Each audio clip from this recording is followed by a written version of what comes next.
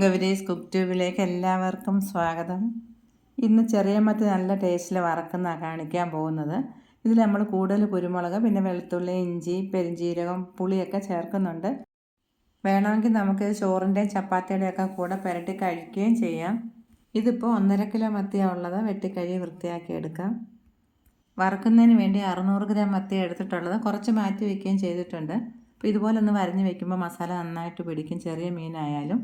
ഇനി നമുക്ക് വറക്കുന്നതിന് വേണ്ടി 2 ടേബിൾ സ്പൂൺ കുരുമുളക്, 5 ചരമുളക് ഇതുപോലൊന്ന് മുറിച്ചെടുക്കാം. ഇതിലേക്ക് 1 ടേബിൾ സ്പൂണിൻ്റെ പകുതി കല്ലുപ്പും കൂടെ ചേർക്കുന്നുണ്ട്. കല്ലുപ്പില്ലെങ്കിൽ പൊടിയുപ്പ് ചേർത്താലും മതി. ഇനി 1 ടീസ്പൂൺ പെരിഞ്ജീരകവും കൂടെ ചേർത്ത് വെള്ളം ചേർക്കാതെ നന്നായിട്ടൊന്ന് പൊടിച്ചെടുത്തിട്ട് വരാം. പൗഡർ ആക്കണ്ട, ഇതുപോലെ ചെറിയ തരിയോടെ കൂടി പൊടിച്ചെടുത്താൽ മതി. ഇനി ഇതിലേക്ക് ചെറിയൊരു കഷ്ണം ഇഞ്ചി മുറിച്ചതും 4-5 ചുവന്നുള്ളി, 10-12 വെളുത്തുള്ളി, കുറച്ച് കറിവേപ്പിലയും കൂടെ ചേർത്തൊന്ന് അരച്ചെടുത്തിട്ട് വരാം. ഇതിൽ നമ്മൾ വെള്ളം ചേർക്കുന്നില്ല. ഇതിൻ്റെ കൂടെ 1.5 ടേബിൾ സ്പൂൺ എരിവില്ലാത്ത മുളക് പൊടിയും കൂടെ ചേർക്കുന്നുണ്ട്. എരിവുള്ളതാണെങ്കിൽ 3/4 ടേബിൾ സ്പൂൺ ചേർത്താൽ മതി. പുളി പിഴിഞ്ഞതും കൂടെ ചേർക്കാം. ഒരു നാരങ്ങ വലിപ്പത്തിലുള്ള പുളി കുതിർത്ത് വെച്ച ശേഷം ആദ്യം ഒരു പ്രാവശ്യം പിഴിഞ്ഞെടുത്താൽ ഇത്രയും. ഇനി നല്ലൊരു പുളി വേണം കേട്ടോ. വേണമെങ്കിൽ നമുക്ക് കുറച്ചും കൂടെ ചേർക്കാം.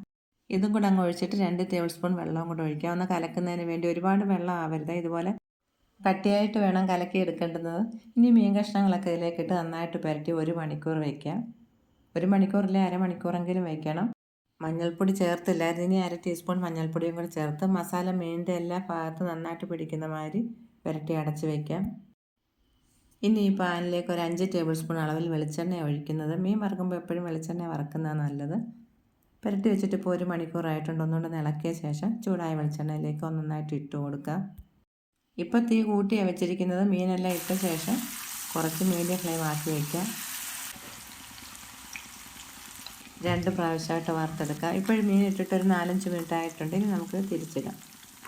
മീനിൻ്റെ ഒരു വശം വെന്ത് നല്ലൊരു കളറിൽ വന്നിട്ടുണ്ട്. ബാക്കിയുള്ളത് ഇതുപോലെ തിരിച്ചിടാം. സാധാരണ മീനിലെല്ലാം നമ്മൾ വറക്കുന്ന സമയത്ത് കുരുമുളക് ചേർക്കും. എന്നാലും മത്തിയിൽ കുറച്ച് കൂടുതൽ കുരുമുളകും വെളുത്തുള്ളിയും ചേർക്കുമ്പോഴാണ് ടേസ്റ്റ് കൂടുതലായിട്ടുള്ളത്. ഇപ്പോഴെല്ലാ മീനുകളും തിരിച്ചിട്ടിട്ടുണ്ട്. 3-4 മിനിറ്റ് കഴിഞ്ഞിട്ട് നമുക്ക് വീണ്ടും ഒന്നുകൂടി തിരിച്ചിട്ട് നോക്കണം. അപ്പോൾ ഇതേപോലെ കളർ വന്നിട്ടുണ്ടെങ്കിൽ എടുക്കാം. പാകത്തിന് മൂപ്പായി.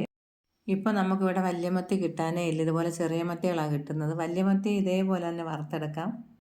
തിരിച്ചിട്ട വശം വീണ്ടും ഒന്നും കൂടെ തിരിച്ചിടുമ്പോൾ ഒരു ഗോൾഡൻ ബ്രൗൺ കളറായിട്ടുണ്ട്. ഇപ്പോൾ 2 വശം ഒരേപോലെ ആയിട്ടുണ്ട്. ചെറിയ രീതിയിൽ ഗ്രേവിയും ഉണ്ട്. നോക്കിക്കേ. ഇത് കൂട്ടി നമുക്ക് ചോറും ചപ്പാത്തിയൊക്കെ കഴിക്കാൻ നല്ല ടേസ്റ്റാണ്. സാധാരണ മത്തി വറക്കുമ്പോൾ ആ മത്തിയുടെ ഒരു സ്മെല്ല് എടുത്തറിയാം. പക്ഷേ ഇതേപോലെ മസാലയൊക്കെ കൂടുതൽ ചേർത്തിട്ട് വറക്കുമ്പോൾ നല്ല ഒരു മണമാണ് വരുന്നത്. വെളിച്ചെണ്ണയുടെയും മസാലയുടെയൊക്കെ. മീനിൻ്റെ മണം അധികം അറിയാനില്ല. ഇതുപോലെ മത്തി വറക്കുമ്പോൾ കുരുമുളകൊക്കെ ഉണ്ടെങ്കിൽ ഇതേപോലെ തരിയായിട്ട് ഉടനെ തന്നെ പൊടിച്ചെടുക്കുന്നതാണ് നല്ലത്. ഇങ്ങനെ വെളിച്ചെണ്ണയിൽ ചാരിച്ചെടുത്ത നല്ല എരിവും പുളിയും ഉപ്പും ഒക്കെ ഉള്ള മസാലയോടെ കൂടി മത്തി ഫ്രൈ കഴിക്കാൻ നല്ല ടേസ്റ്റ്. മത്തി ഇതുപോലൊന്ന് ഉണ്ടാക്കി നോക്കിയിട്ട് എല്ലാവരും അഭിപ്രായങ്ങളൊക്കെ പറയണം. വീണ്ടും കാണാം. നന്ദി, നമസ്കാരം.